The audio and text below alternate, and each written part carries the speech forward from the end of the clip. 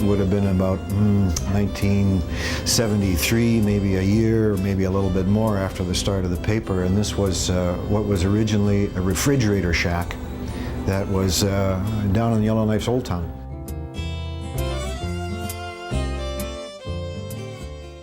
On production day, when we had a typesetting going and typewriters hammering away, 3 or 4 people working on ad layouts on the strip printer making headlines, there were maybe 8 or 10 people in that place, plus all the assorted visitors that would come along.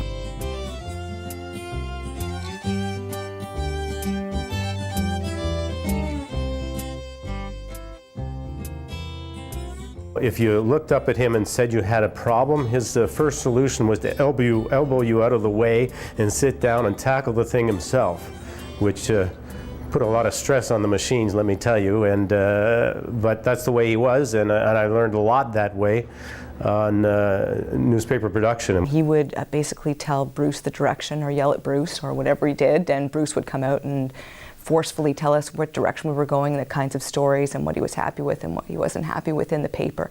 Bruce used to joke that he was catching the shit that fell from above and protecting us down below, but they were a great team together and are a great team together. He kind of scared me sometimes because I would go to him and I would suggest something new, what I thought was revolutionary, and he would tell me at the time either when he had done it before and it had failed, or when he had done it before and it had succeeded, or he would scare me by saying, yeah, we're going to do that and then we're going to take it even further.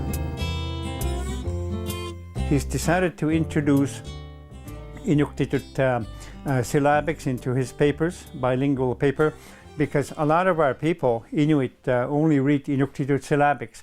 So Jack wants to make sure that whether you're Inuit unilingual, only reading Inuktitut, whether you're an English person who have the ability to read both English and Inuktitut, he wants to be able to serve you in your own language.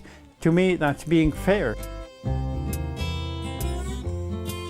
He used his masthead, he used the newspaper almost as the official or the unofficial opposition.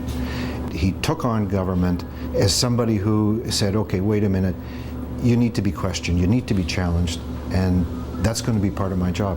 Jack has always been inspired by Inuit struggles, Inuit aspirations over the course of 40 years that I've known him.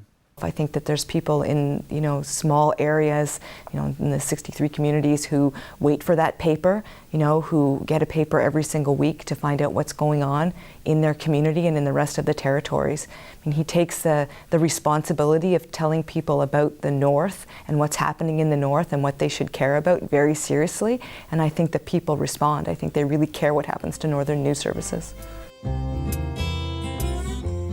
I can remember in 2006, as I was sitting aside across from him and he was lecturing me on something, he actually yawned. And I said to myself, he just yawned. And you know what? I'd never seen that before.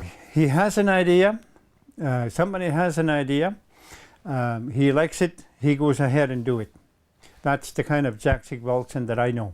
He had a purpose, he had a message, he knew there were people with messages that they wanted to take out, and it was going to be his job to help do that.